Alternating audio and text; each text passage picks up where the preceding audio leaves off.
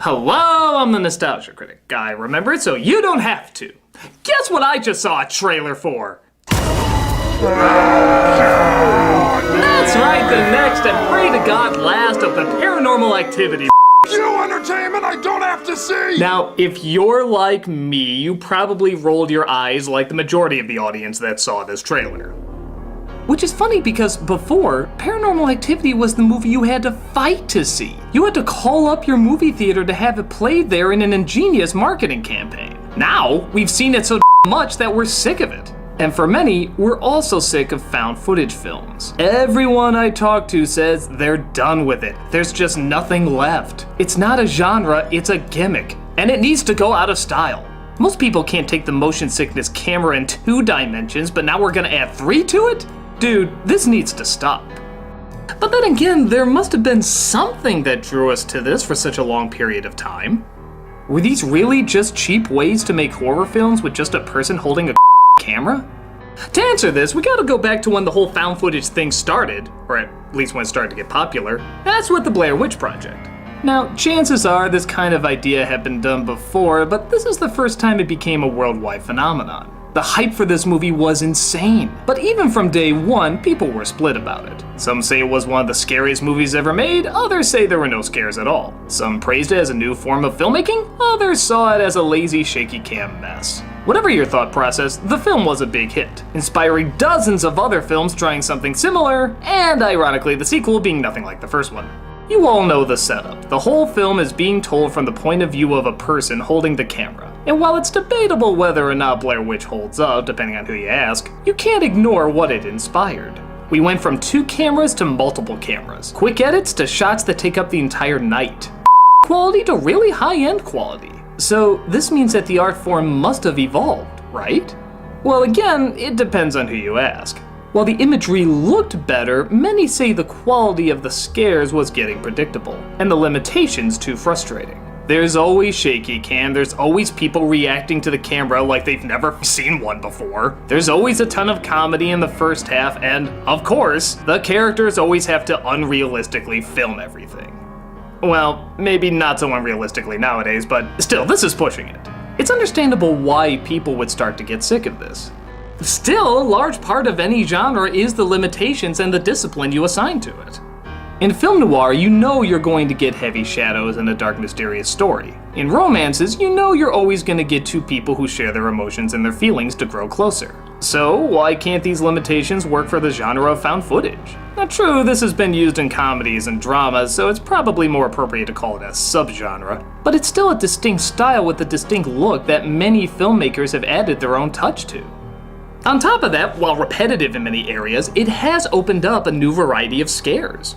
The Paranormal Activity movies, despite the stories and characters becoming less developed, do still offer new ways of scaring people. Yeah, we get those fake-out jump scares that are always awful, but then there's ideas like the camera going back and forth slowly revealing the scare, or literally dangling a knife off-screen never knowing when it's gonna fall, or even just moving spots. Moving spots can suddenly become terrifying.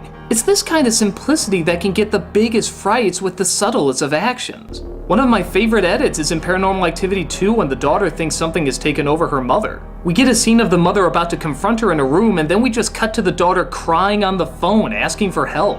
We have no idea what happened in between, but our imagination is much more disturbing than anything it could have shown. And seeing how a lot of found footage is very much less is more, it allows clever touches like that to shine the best, when it has to work through the limitations by being clever. It's like shooting an entire movie in a coffin or a whole film on a chairlift. When you take away the usual distractions, it allows you to focus more on the meat of the story. And it can only be done well by truly smart filmmakers.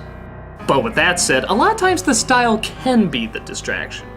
The master of zombie films, George A. Romero, took his stab at the found footage style and failed miserably. Nothing ever looked like actual found footage. It was too well shot, too nice sounding, and too much acted like a Hollywood film. Something like this makes you realize not only is there a right way to do found footage, but there's a logical reason for why it can work. What do horror movies, as well as most movies, try to do? They try to make you feel like you're in the film, so you can identify more with the situation. But where most movies need to film a main character, with found footage, the main character is the one that's filming. So it's much easier to make you feel like you're the one in the situation. When it works, it can get some of the biggest scares you can imagine.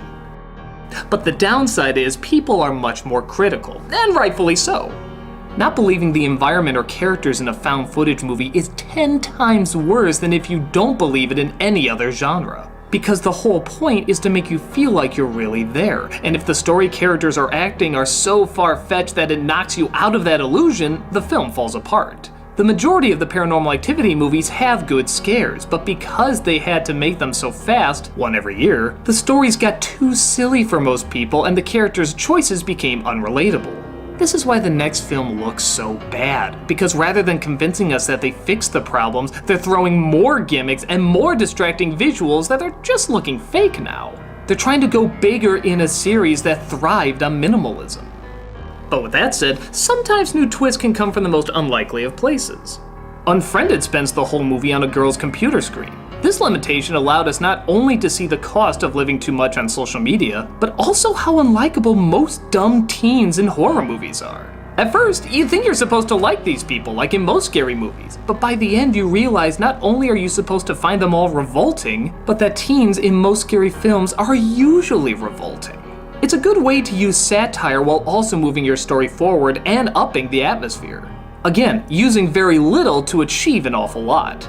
And speaking of mixing comedy and horror, who would have thought M. Night Shyamalan would be able to mix the two so well?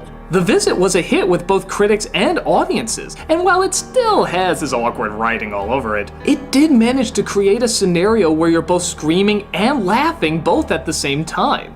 Now, even though there's a ton of holes in the movie, like how is that tiny camera getting that good quality, or how are their non-existent mics picking up everything, the weird atmosphere it creates manages to be both charming and disturbing simultaneously.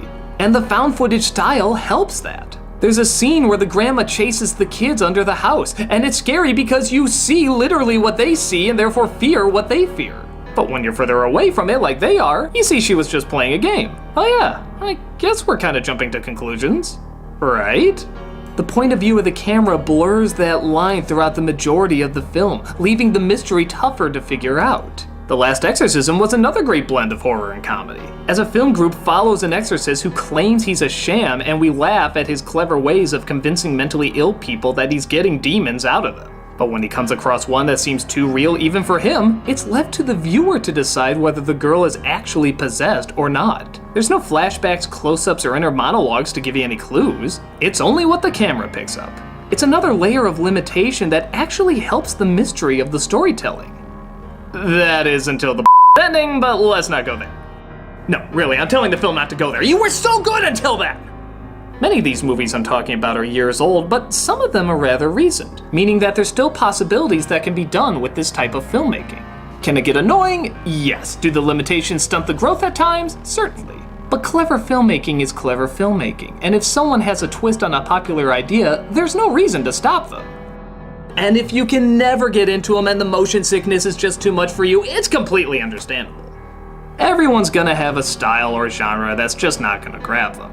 But I think for most of us, it's like watching a trailer from Wes Anderson or Quentin Tarantino. You always kind of say you're done with that style and it's the same thing over and over, but then when you see them do something really, really good with it, you remember that style can help a story and you're reminded of why you started to watch it to begin with. Found footage is more than just a person holding a camera. It's a surprisingly complicated method of filmmaking that allows fewer mistakes than many would expect. More elements have to gel together to please the audience for a found footage film than, say, the audience for a Michael Bay film. Because there's less distractions. You have to be sure what you have is convincing while still telling an engaging narrative. Horror is already difficult on its own, so throwing in these limitations makes it even tougher. But when it works, it can really work, and lead down new avenues that didn't exist before. It's hard to say whether or not the new Paranormal Activity will be any good, but it's not worth condemning a style of film that can and has given some memorable scares for it. Is there gonna be with it? Sure, just like any genre has a lot of but for those who know how to not only work within this realm, but also evolve it to a new level, the possibilities are just too intriguing to turn down. I'm the Nostalgia Critic. I shake the camera so you don't have to. Okay, seriously, stop that.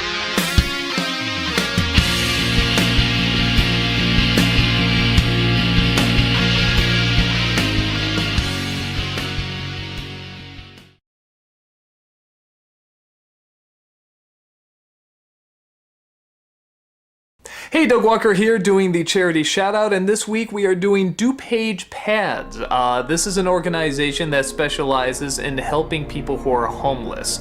They help find shelters, they help get them resources, they are done mostly through volunteers. A lot of the volunteers are younger people and teenagers. They like to start them young, showing that it's good to help people who do not have a home.